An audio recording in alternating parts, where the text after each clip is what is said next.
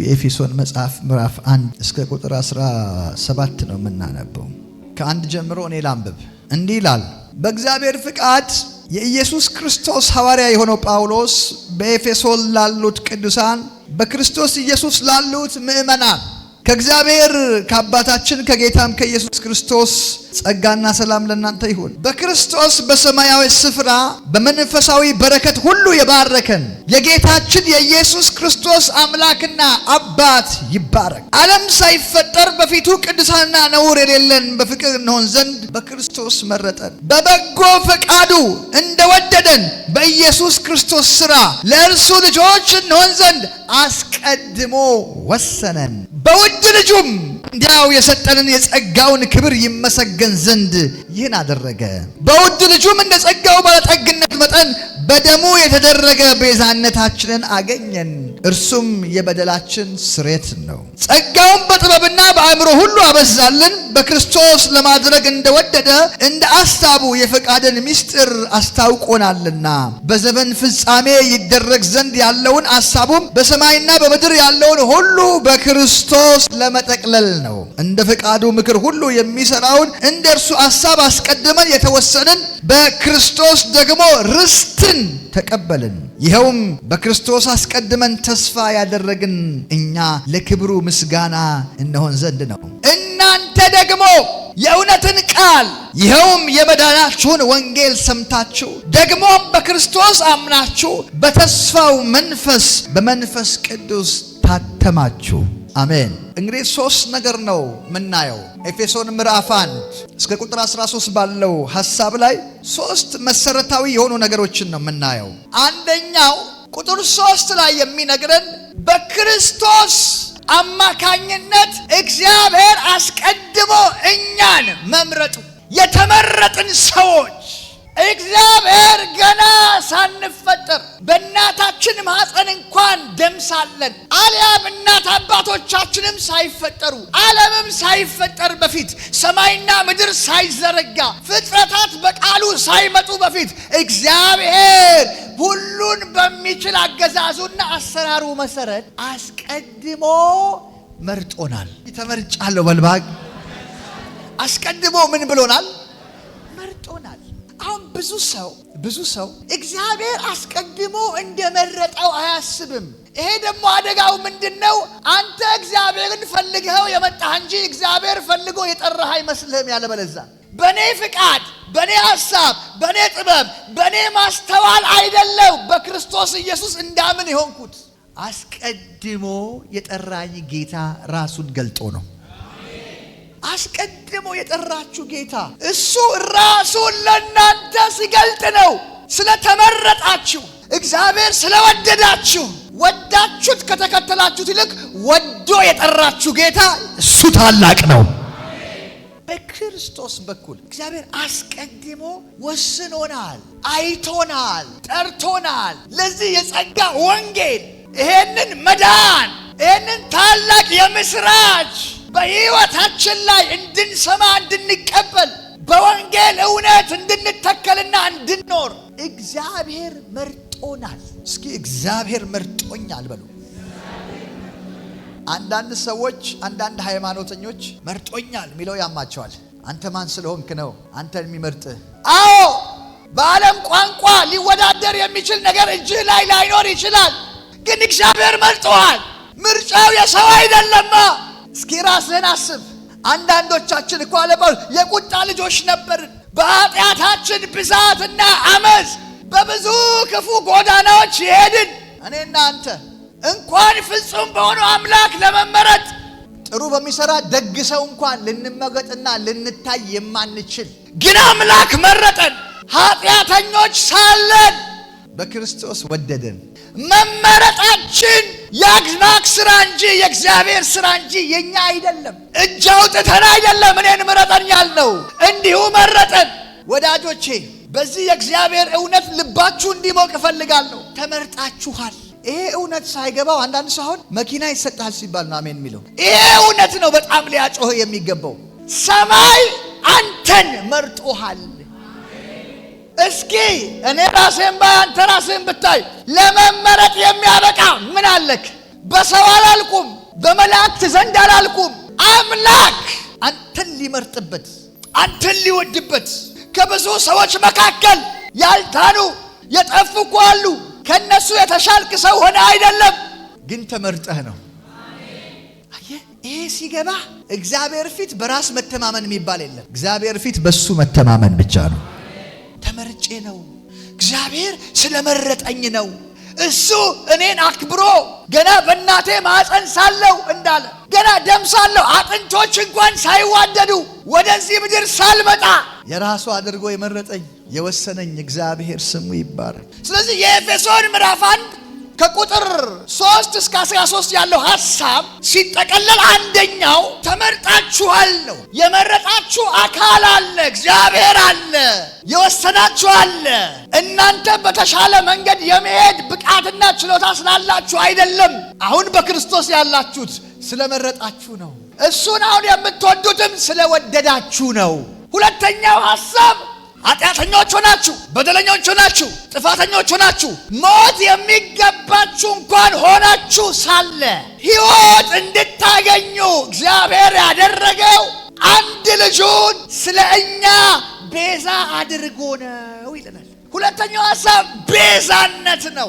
ተመርጣችኋል።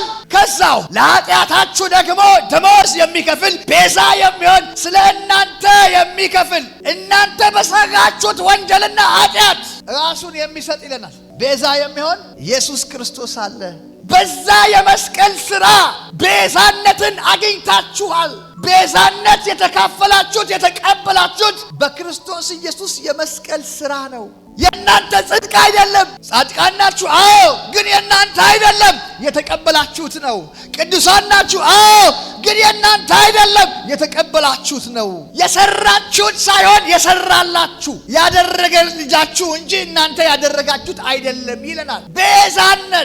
ቤዛነት ራስን አሳልፈው መስጠት ነው። ቤዛነት ምትክነት ነው። በአንተ ፋንታ፣ በኔ ፋንታ፣ በእንትና ፋንታ ሊተቀጣ ሊወቀስ ሊገደል በሚገባው በዓለም ሕዝብ ሁሉ ፈንታ፣ በአዳም ዘር ሁሉ ፈንታ ራሱን ለመስቀል ሞት አሳልፎ የሰጠ እሱ ቤዛ ሆኗችኋል። በእግዚአብሔር ተመርጣችሁ ወደ ፍቅሩ ልጅ መንግስት መፍለስና መግባት የምትችሉት ነጽታችሁ ንጹሕ ሆናችሁ ስለሆነ ያንን ንጽህና፣ ያንን ቅድስና፣ ያንን ደግሞ እግዚአብሔር የሚፈልገውን ፒዩሪቲ እኛ ማምጣት ስለማንችል ሌላ ቤዛ መጣልን። በሱ ሞት በሱ ደም ከኃጢአታችን ታጠብን፣ በደሙ ነፃ ወጣን፣ ቤዛ አገኘን። ኢየሱስ ለኛ ቤዛ ሆነ። በእግዚአብሔር አብ ተመርጠን በክርስቶስ ቤዛነት ጸደቅን። አብ መረጠን፣ በክርስቶስ ቤዛነት ጸደቅን። ከዛው ቁጥር 13 የሚለን በመንፈስ ቅዱስ ማተብ ታተምን፣ ለርስታችን መያዣ የሚሆን መንፈስ ተሰጠን።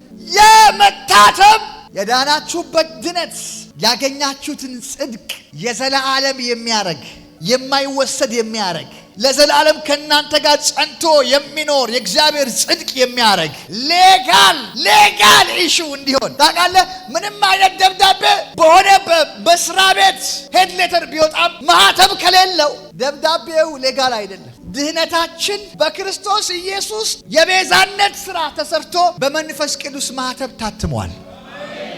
ስለዚህ ሶስት ነገር ነው የሚነግረን። በአብ መታተማችን፣ በክርስቶስ ቤዛነት መጽደቃችን፣ በመንፈስ ቅዱስ መታተማችን። አንደኛው በአብ መመረጣችን፣ ሁለተኛው በክርስቶስ የቤዛነት ሥራ መጽደቃችን፣ ሶስተኛው በመንፈስ ቅዱስ ማህተም መታተማችን። ፍጹም የሆነ የእግዚአብሔር ሰላምና እረፍት ተካፈልን። ወዳጆቼ ሆይ ክርስትና እዚህ ጋር ነው። ክርስትና መጠራታችሁ ላይ ነው። ክርስትና ቤዛ ማግኘታችሁ ላይ ነው። ክርስትና በመንፈስ ቅዱስ መታተማችሁ ላይ ነው። እዚህ ላይ ነው። በጣም ማስተዋል ይጠበቅብናል። ክርስትና መብላት መጠጣት አይደለም፣ ግን ኢየሱስ ያበላል ያጠጣል። ክርስትና ስለ ማቴሪያል አይደለም፣ ኢየሱስ ግን ሁሉን ያሟላል። አንዳንድ ጊዜ ስንጸልይ እግዚአብሔር ለሰዎች እንደ ፍቃዱ እውቀት መጠን የፈለገውን ሲያደርግ ሲባርክ ሰዎች አንድ ነገር ይላሉ፣ ፒሪስፖሪቲ ጎስፐል ነው፣ የብልጽግና ወንጌል ነው። እኔ የብልጽግና ወንጌል የሚባል አልስማማም። ቤተክርስቲያናችን አትቀበልም። የብልጽግና ወንጌል የሚባለውን ራሱ አላውቀውም ትምህርቱንም። ወንጌል አንድ ነው፣ እሱም ኢየሱስ ነው። የብልጽግናም ወንጌል የለም ብዬ አምናለሁ። የድህነትም ወንጌል የለም ብዬ አምናለሁ። ወንጌል ስለ ማግኘት ስለ ማጣት አይደለም። ወንጌል ስለ ኢየሱስ ነው። ይሄ ማለት ግን ኢየሱስ አይባርክም ማለት አይደለም። ወንጌላችን ስለ ኢየሱስ ነው። ኢየሱስ ግን ይባርካል። ኢየሱስ ግን ይፈውሳል። ኢየሱስ ግን ያድናል። ኢየሱስ ለስጋም ለነፍስም መድኃኒት ነው። አያችሁ ወዳጆቼ፣ በክርስቶስ የተሰራው ስራ የመስቀሉ ስራ ላይ ትኩረት የማናረግ ከሆነ በመስቀሉ ስራ በተካፈለው እውነትና ጸጋ ላይ ትኩረት የማናረግ ከሆነ አይኖቻችን ከኢየሱስ ዘወር አድርገን በዓለም ካለው ኮተት ጋራ ስንመላለስ ከጌታ ነገር እንርቃለን። አይናችሁ ኢየሱስ ላይ ይሁን። እናንተ የተመረጣችሁ ሰዎች፣ የሀገር መሪ እንኳን ከዓለም ሕዝብ እንኳን አይደለም እዚህ ካለን ሰዎች መካከል እንኳን 2 እና 3 ሰው ለአንዳንድ ስራ ታስፈልጉኛላችሁ ኑ ብሎ ቢመርጥ እንዴት ነው የምንደሰተው? እንዴት ነው የምንደሰተው? የሀገር መሪ እኮ ሲመርጥህ እንኳን እንዴት ነው የምትደሰተው? አሁን እኮ እያልኩ ያለሁት ሰማይና ምድር የፈጠረ የፍጥረታት ሁሉ ጌታ የነገስታት ሁሉ ንጉሥ አልፋና ኦሜጋ መጀመሪያም መጨረሻም የሌለው የሁሉ ንጉሥና ጌታ የሆነ እሱ መርጧቸዋል። ጩሁና በክርስቶስ ተመርጫለሁ በለኝ። በክርስቶስ ተመርጣቸዋል። እግዚአብሔር በክርስቶስ በኩል መርጧቸዋል። ቤዛ አግኝቷቸዋል። ቤዛ ማግኘት ከባድ ነው። ባይዘው በምድር ላይ ቤዛ ማግኘት ተው፣ ቤዛነት የኃጢአት ተው፣ ለጥቃቅን ነገሮች እንኳን ባንተ ፋንታ ራሱን አሳልፎ የሚሰጥ ኢየሱስ እኮ ነፍሱን ነው የሰጠው፣ ብሩን አይደለም፣ ነፍሱን። ለዚህ ነው ራስን ስለ ወዳጆቹ አሳልፎ ከመስጠት የበለጠ ፍቅር የለም ማለት። የፍቅር ጥግ፣ የፍቅር መጨረሻ ራስ መስጠት ነው። ኢየሱስ ጥጉን ነው የነካው። ቤዛ ሆኖናል ሚንስ ራሱን ሰጥቶናል። ስለኛ ሲል ህይወቱን ሰጥቷል። ሞቶ አልቀረም። እንግዲህ ያው ነው።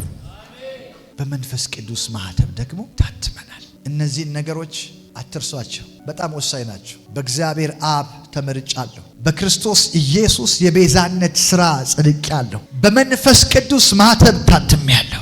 ይሄንን ብቻ በልባችሁ ያዙ። ዛሬ ማለዳ ለህይወት ዘመናችሁ የሚሆን ስንቅ ነው። ምንም ነገር ሲገጥማችሁ ይሄን አስቡ። በሚገጥማችሁ የትኛውም ነገር ላይ ይሄንን አወጁ። ሰይጣን በሚያስፈራራችሁ የትኛውም ነገር ላይ ደጋግማችሁ ይሄንን አወጁ።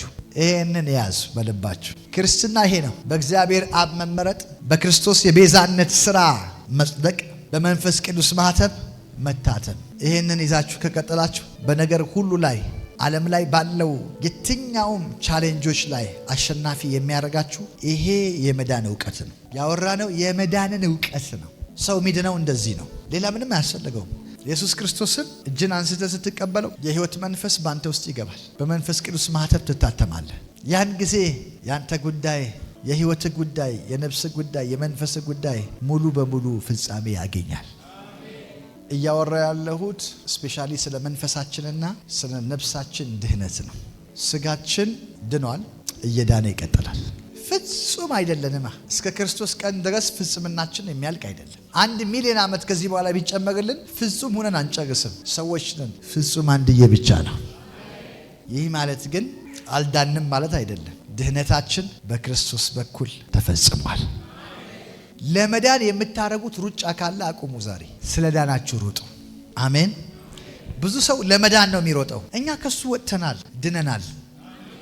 ስለዳንን ግን እግዚአብሔር ስላዳነን ግን ስለተመረጥን ቤዛ ስላገኘን በመንፈስ ቅዱስ ማህተም ስለታተምን ግን የመንፈስ ቅዱስ ፍሬ በእኛ ውስጥ እንዲፈራ እንሮጣለን። ለሚያመን ሁሉ ስለ ጨረስኩ ሁሉም ሰው እስኪ በመንፈስ ቅዱስ ውስጥ ይሁን።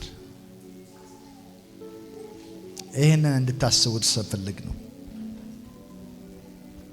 ሃሌሉያ። እግዚአብሔር እኮ አዳነን። በልጁ በክርስቶስ በኩል እግዚአብሔር እኮ አዳነን። ይሄ ሰርፕራይዝ ያላደረገው ሰው ምንም የተቆረጠ እግር ቢበቀል እንኳን ሰርፕራይዝ መሆን የለብህም። ይሄ ሰርፕራይዝ ካላደረገ ታላቅ እውነት በክርስቶስ በኩል የሚገኝ መዳን፣ ታላቅ እውነት በኢየሱስ ክርስቶስ በኩል የሚገኝ ታላቅ ጸጋና መዳን። በጸጋው ድነናል። በመንፈስ ቅዱስ ማህተም ታትመናል። እግዚአብሔር ለኛ ታላቅ ሥራ ሰርቷል። ሃሌሉያ።